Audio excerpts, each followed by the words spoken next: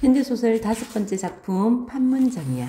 판문점, 남과 북의 경계에 있는 곳, 남북 정상회담이 열리기도 하는 그런 장소지, 그지? 여기서 남한 여자하고 북한 여기자하고 대화를 합니다. 이념, 신념, 그런 걸로 갈등을 겪는 거야. 자, 남한 남자는 진수고요. 남자랑 북한 여기자가 판문점에서 정상회담이 열릴 때, 정상회담은 아니다. 그냥 회담이 열릴 때 서로 대화를 하거든. 대화를 하는데, 체제. 둘 다 자기 체제가 좋다는 거야. 체제, 신념. 갈등의 골이 깊어지기만 해. 하지만, 둘이가 호감도 느끼는 거야. 호감도 느끼는데, 요걸 봐가지고, 민족적 동질감, 회복 가능성이 있다고 봐지는 거야. 우리 저 뒤에 보기부터 먼저 가자. 몇 번 갔냐면,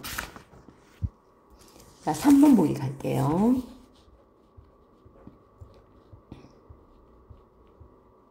음, 3번 보기. 이 작품은 1961년 발표된 작품으로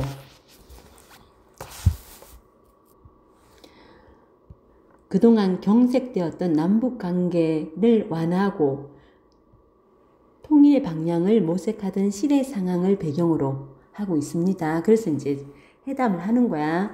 작품의 공간적 배경이 어디야? 판문점. 판문점은 이러한 논의를 하기 위해 남북한의 대표가 회의를 하는 장소이지만 판문점 안에서 이루어지는 회의에서는 남북 대표가 강경하게 대립하고 있어. 갈등이 해소되지는 않아요. 이러한 대립의 근본 원인은 뭐야?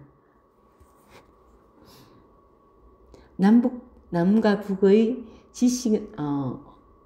지식인을 표상하는 진수와 여기자의 대화를 통해 구체적으로 드러나는데 갈등이지. 체제의 신념의 갈등이지, 그지? 특히 그러면 이 진수하고 여기자는 남북의 지식인을 대표하는 인물들이고, 특히 이들의 남북 교류, 자유와 정의, 정치 체제 등에 대한 논쟁은 남북이 분단된 사이에 더욱 깊어진 갈등의 골을 확인하는 거야. 화합점이 이게 절충점이 없는 거야. 그럼에도 작가는 남북이 절대로 하나 될 수 없다는 회의감을 극복하기 위해서 오히려 이 문제에 대해 치열하게 고민하고 적극적으로 소통해야만 합의가 가능하다는 점을 드러내려 하였다. 그러니까 이 회담을 할수록, 얘기를 할수록, 대화를 할수록 체제 신념, 여기 갈등의 골만 더 깊어져. 하지만 그래도 대화를 해야 된다.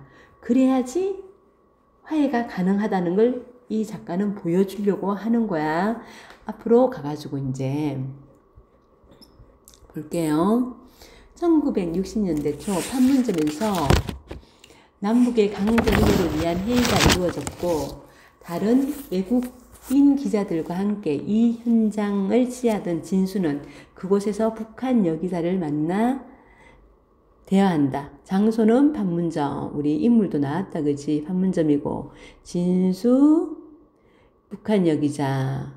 자, 우리 소설 인물 잡고, 갈등 잡고, 시점 잡고 가야지, 그지? 참, 저 남북 교류를 어떻게 생각하세요? 그녀가 또 이렇게 물었다. 네, 교류요? 글쎄, 결국 이렇죠. 지금 당신하고 나하고 교류가 가능해지지는 않았습니까? 너하고 나하고 지금 교류하고 있지 않냐? 참 간단하게. 그러나 이런 걸 고집해서 모든 것이 다 이런 투로 될 수 있다고 생각하는 건 너무, 자, 이렇게 된다는 거 너무 소박하고 낙천적인 생각이지요. 진수 어때요? 개인적인 교류는 당신하고 내하고 지금 만나서 얘기하고 이렇게 교류가 이루어지듯이 개인적인 차원에서의 교류는 가능하다. 근데 이거 이렇게 생각하는 것은 이런 투로 될 수 있다고 생각하는 거 이거 너무 낙천적이다. 그러니까 교류가 힘들다는 소리를 하는 거지, 그지? 개인적인 차원에서는요. 차원에서 교류는 가능하고요. 근데 이런 개인적 아닌 건 너무 힘들다. 회의적이고 회의적, 부정적인 모습을 보이지. 부정적. 우리의 경이라는 것은 좀 더 착잡해요. 결국 객관적인 조건이 문제지요. 우리나라를 둘러싼 객관적인 정세, 우리나라 문제만이 아닌 거야. 사방 강대국에 둘러싸여 있잖아. 그래서 거기 정세를 다 같이 봐야 되는 거야. 정세 리얼리티를 리얼리티대로 포착하는 것. 참 리얼리티라는 말은 모르겠군 하면서 약간 살짝 북한 기자를 그지 무시하는 듯한. 진수는 얘기가 신명나지 않는 듯 뜨적뜨적 이렇게 말하고 싱긋 웃었다. 상대방에 대해서 무시하는 그런 느낌이 들지, 그지? 그러니까 사실주의 그건 말이죠. 네네, 결국 그런 거요. 그런 것과 관련이 있는 문제거든요. 민족의 양식이라는 것도 현실적인 조건 앞에서 요샌 와선 좀 변모했어요. 현실은 어떻게 해볼 도리가 없게 되어 있지 않아요? 그러자 그녀가 달래듯이 말했다. 그렇지가 않아요. 조금도 복잡하지도 착잡하지도 않아요. 지극히 간단하지 않아요? 당신도 자기 운명을 자기가 지고 있다고 생각하시지요. 그렇지 않으세요? 그렇지요. 그러니까 간단하지요. 패배의식과 우유부단은 못 써요. 문제는 간단한 걸 괜히 복잡하게 생각하려고 대들어요. 교류를 하면 교류가 되는 거예요. 너 네 운명 네가 지고 있다고 생각하지. 마찬가지야. 우리 민족의 운명은 우리가 지고 있는 거야. 교류하자고 생각하면 교류할 수 있는 거야. 북한 여기잖아. 이렇게 생각합니다. 교류에 대해서 진수는 부정적이었는데 이 북한 여기자는 낙관적이야. 갈등이지, 그지? 뭐가 중요하다? 네 운명 네가 지고 있듯이 우리 문적 운명 우리가 지고 있다. 그래서 적극적인 태도가 중요하다. 적극적 태도 중요성을 얘기하고 있습니다. 그러나 경우로서는 타산이 있어요. 이해 타산이 있다고. 그는 본질론이 통하지 않아요. 우리가 마음대로 한다고 할 수 있는 거 아니라는 거지. 그렇게 간단히 생각하는 건 당신들로서의 경우이고 이편 경우, 남한 쪽의 경우에는 남한 쪽의 경우가 따로 있다고. 이편 경우의 내력이 또 있어요. 철저한 현실주의가 작용하는 것이요. 사실상 막 하는 말로 먹느냐 먹히느냐 하는 측면 아시지요? 우리 좀 더 솔직해져야겠군요. 그 이외의 모든 것은 방법에 불과해요. 그러자 그녀가 두 눈을 깜짝깜짝했다. 요컨대 피할 까닭은 없어요. 어떻게 생각하세요? 정치의 표준이라는 걸 어디다가 두고 계시나요? 어느 특정된 개인의 혹은 집단의 감정적인 장애라든가 타성에서 오는 고집이라든가 우선 그런 거 제거되어야 하지 않아요? 선택할 권리는 묻혀서 사는 일반인에게 있어요. 그 사람들에게 선택할 기회와 자유를 주어야 해요. 이거 일반 시민에게 선택권이 있다는 거야.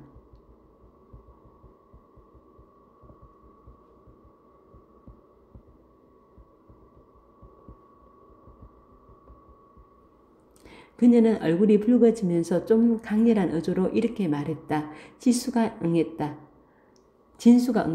그렇지요. 선택할 자유 주어야죠. 북한 여기자가 일반 시민에게 선택의 자유 줘야 된다고 이렇게 얘기하니까 그게 좀 약간 모순되지 않아 보이니? 북한에는 자유가 좀 억압되어 있는 거잖아.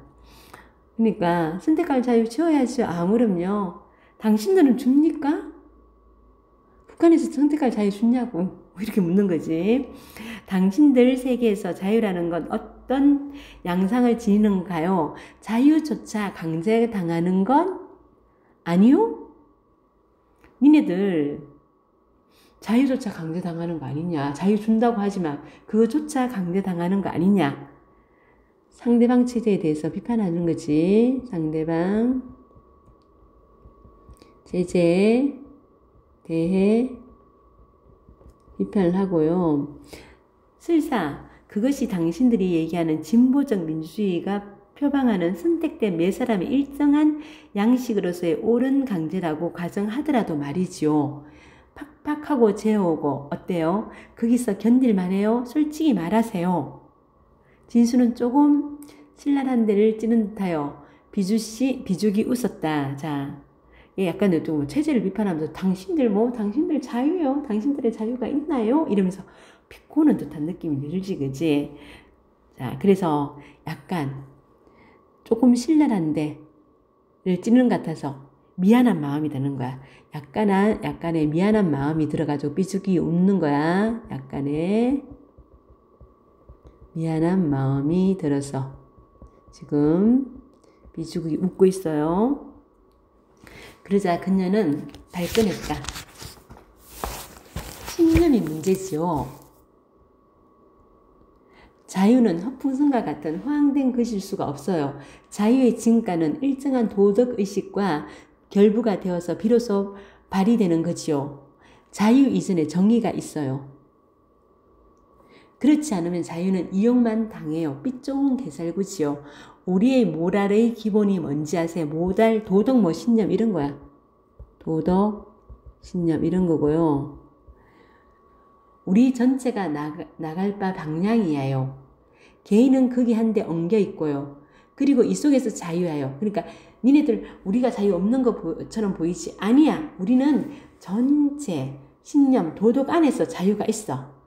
니네들 자유하고는 달라. 이러면서 북한 여기다가 발끈해서 얘기하는 거야.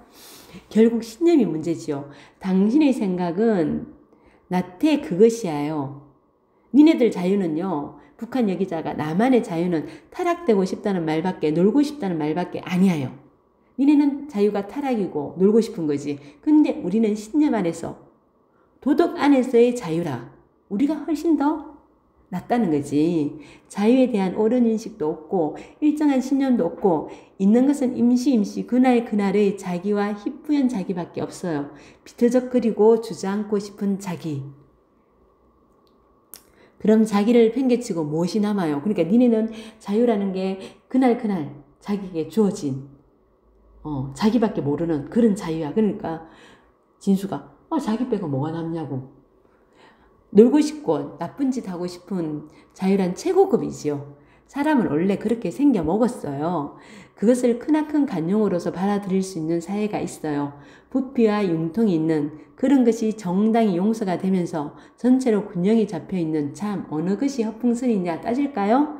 자기조차 팽개쳐 버린 신념 덩이가 허풍선이냐. 이게 이제 자기조차 팽개쳐 버린 신념 덩이는요. 요거는 북한 사회. 북한의 모습이지. 북한의 모습이고요. 그렇지 않으면 적당히 자기를 천만에 자기가 없이 어떻게 신념이 있을 수 있어요? 자기를 왜 팽개쳐요? 우리도 자기 안 팽개친다고 북한 여기자 또 반박을 하는 거야. 완벽하고 명료한 자기는 신념에 밑받쳐 있어야 해요. 그렇지 않고서는 허물허물하고 비트적거리는 자기의 건물만 남아요. 그러면서 이제 요거는 상대방의 문제점을 비판하고요. 우리도 자기 안 팽개친다고. 신념 안에서 신념이 딱 밑받쳐 준다고. 그런 신념이 없으면 니네처럼 겁대기만 낳는다고. 우리 상대방이면 어디야? 남한척이지, 그지? 남척에 나만의 문제점 비판하면서 검풀만 껍데기만 남는다고. 그리고 당신의 자유에 대한 견해도 썩어 빠진 거야요. 한마디로 썩어 빠진 거야요. 신냄새가 나요. 곰팡이 냄새가. 아, 그런 논리가 어디 있어요? 있지요. 있고 말고. 사람이 지니고 있는 내면의 부피와 깊이는 한이 없어요. 당신들은 사람도 북한 니네들은 사람도 어떤 효용의 데이트로 간주. 그러니까 사람도 뭐야? 수단으로 여긴다는 거야. 사람도 수단으로 여긴다. 하고 있고요. 당신들 사이에서 모랄의 질이 되게 짐작이 되는데 일면적인 그지요. 모랄 도덕 신념이지. 모랄이 일면적인 한쪽으로 치우쳐진 거 아니냐.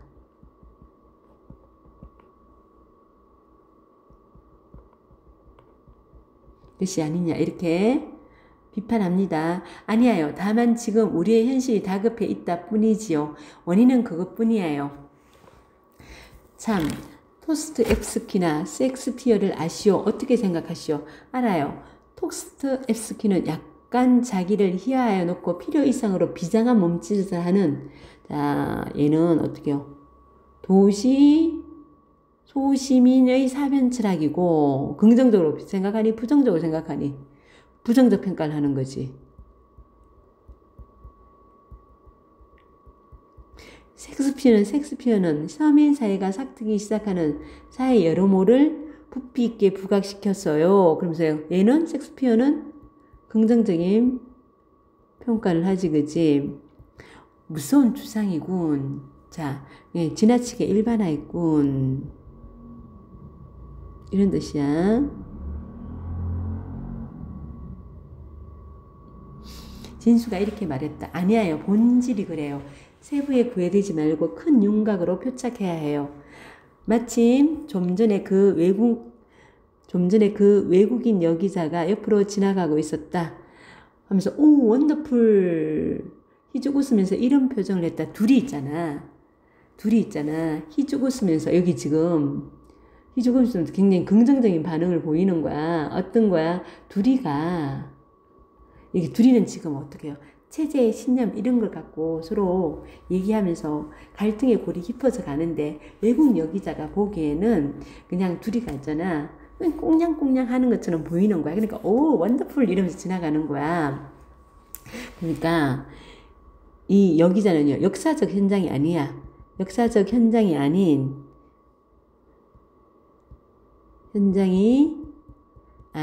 그냥 관광객 느낌이야. 관광객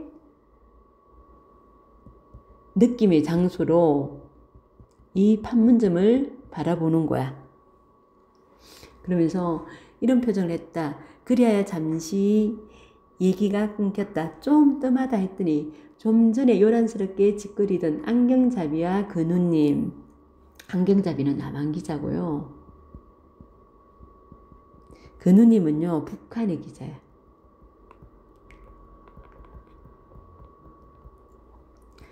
그래서 같이 사진을 찍고 있었다. 그 누님은 그냥 키들거리고 웃었다. 회담 장소 건너편 쪽 처마 밑에서는 양편 사람들 5-6명이 우르르 붙어서 실랑이질을 하고 있었다. 들여다 보이는 회담은 바야흐로 쓰릿바람의 도가니였다. 뭐 잘 안 된다는 거지. 갈등이 팽배히 있는 거야.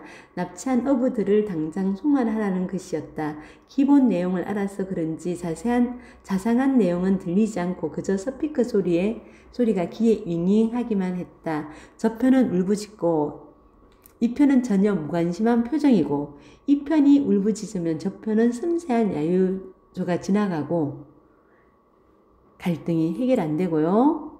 갈등이 그냥 깊이만 가는 상황이지. 드디어 저편에서 책상을 두드리고 순간 맞은편에 앉은 이 편 사람은 시끄럽구만. 왜 이리 야단이요? 이쯤 조금 어리둥절한 눈짓을 하고 비로소 스프링이 달린 쇠붙이 의자를 한번 들썩이고 헛기침을 하고 톡톡이 들으란 말이여. 별로 쓸모없는 소리지만 이렇게 미리 다시기나 하듯이 상대편을 일순간 맞바로 쳐다보고 그리고 내리 읽고 이번엔 스피커에서 영어가 울리고 스릿바람이 일고 이런 것의 연속이었다. 혼란스럽게 갈등하는 모습이야.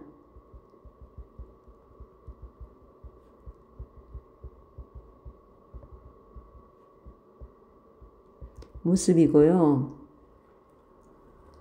자, 이거 전체적으로 3인칭 관찰자 시점이야. 시점이지만 뭐가 진수가 들여다보는 것처럼 1인칭 관찰자 시점처럼 느껴지는 거야. 들여다보는 상황. 해당 장소를 들여다보는 것. 동편 쪽에 새로 썼던 빛 기둥이 어느새 사라지고 조금 어두워졌다. 비로소 사람들은 머리를 들고 조용했다. 해졌다. 하늘을 올려다보고 혹은 들판을 내려다보았다. 그러고는 정신을 차리듯이 수선되었다. 비가 쏟아지기 시작했다. 비가 내리기 시작한 거야. 생철 지붕이 와당와당 와라랑 하자 울부짖던 스피커 소리가 아득해졌다. 망이엔 뽀얀 빗물 안개가 쓰리고 하늘과 땅이 그대로 굵은 빗줄기로 이어졌다. 순간 해당 장소 안에 이제 비가 나오는 거야. 안에 앉은 사람들도 일제히 밖을 내다보며 눈이 희둥그레졌다. 야하, 소나기로군. 이 소나기는 이 혼란스러웠던 이 혼란의 이 도가니가 조용해졌지, 그지? 그리고 뒤에 이제 분위기가 반전됩니다. 둘이 신념, 체제에 대해서 신랄하게 말을 주고받던 진수하고 북한 여기자의 그 분위기도 반전됩니다. 모두 이렇게들 생각하는가 보았다. 그 놀랍도록 일률적인 표정이 기묘한 역설을 의식하게 했다. 자, 늘어선 경비원들이 처마 밑이나 조금이라도 비를 피할 수 있는 곳으로 피해쓰고 둘레에 서 있던 사람들도 하나 둘 급기야 이리저리 엇갈리며 개의한 수를 내지르며 막사로 뛰기 시작했다.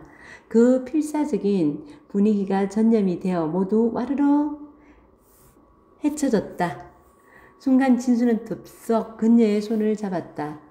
비가 쏟아지니까 어딘 피해야 된다나. 그녀도 화다닥 놀란 김이라 손을 잡힌 채 같이 뛰었다.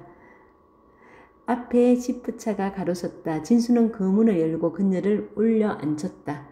그녀는 같이 뛰는 사람이 누구인지도 딱히 모르고 덮어놓고 올라탔다. 진수도 곧 지프차에 올라타자 문을 닫고 문고리를 채웠다. 엄마! 비로소 그녀는 이런 표정이 되더니 문을 열고 와랑 나가려고 했다. 왜 문을 열고 나가려고 했냐면 납치하는 줄 알고 나만으로 납치하려는 줄 알고